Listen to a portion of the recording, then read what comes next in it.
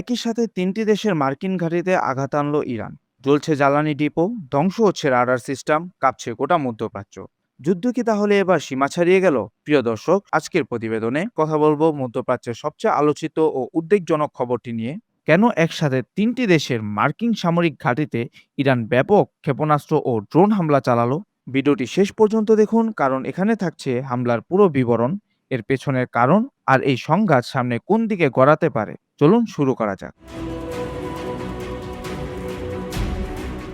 সুপ্রিয় দর্শক, যুক্তরাষ্ট্রের ধারাবাহিক বিমান হামলার জবাবে মধ্যপ্রাচ্যের ৩টি দেশের মার্কিন সামরিক ঘাঁটি লক্ষ্য করে একই সাথে ব্যাপক হামলা চালিয়েছে ইরান। এই অভিযান পরিচালনা করেছে ইরানের নিয়মিত বাহিনী এবং ইসলামী রেভলিউশন গার্ড কর্পস তথা আইআরজিসির যৌথভাবে। কিন্তু এই হামলার শুরু কেন হলো? এর পেছনে রয়েছে হরমুজ প্রণালীর সংকট।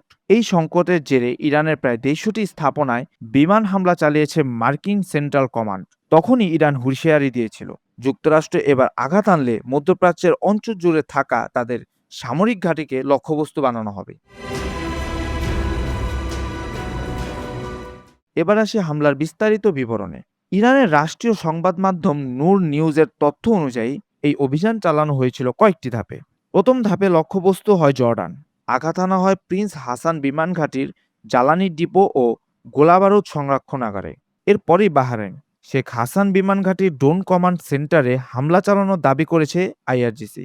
শুধু তাই নয়, সেখানে মার্কিন হেলিকপ্টার রক্ষণাবেক্ষণ কেন্দ্র এবং P-8 যুদ্ধ বিমানের হ্যাঙ্গারও মারাত্মকভাবে ক্ষতিগ্রস্ত করেছে বলে দাবি করেছে তেহরান। আর তৃতীয় ধাপে হামলার শিকার হয় কুয়েত। আলী আল সালাম ও আহমদ আল জাবের বিমান ঘাঁটির পেট্রিয়ট আকাশ প্রতিরক্ষা ব্যবস্থা এবং রাডার সিস্টেম সম্পূর্ণভাবে ধ্বংসের দাবি করেছে ইরান।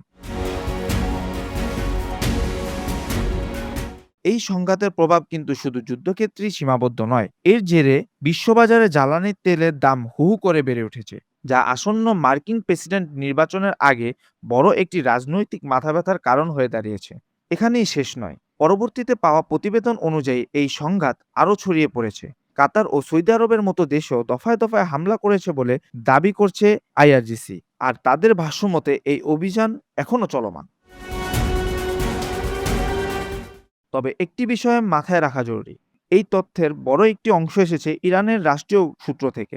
তাই স্বাধীনভাবে যাচাই ছাড়া ক্ষয়ক্ষতির পুরো চিত্র নিশ্চিতভাবে বলা কঠিন। প্রিয় দর্শক, মধ্যপ্রাচ্যের এই পরিস্থিতি প্রতি মুহূর্তে বদলাচ্ছে। আপনার কি মনে হয়, এই যুদ্ধ কি আরও দীর্ঘায়িত হবে, নাকি খুব শীঘ্রই থামানো সম্ভব হবে?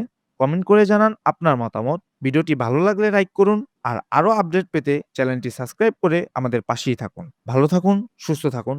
দেখা হচ্ছে পরের কোনো ভিডিওতে। আল্লাহ হাফেজ।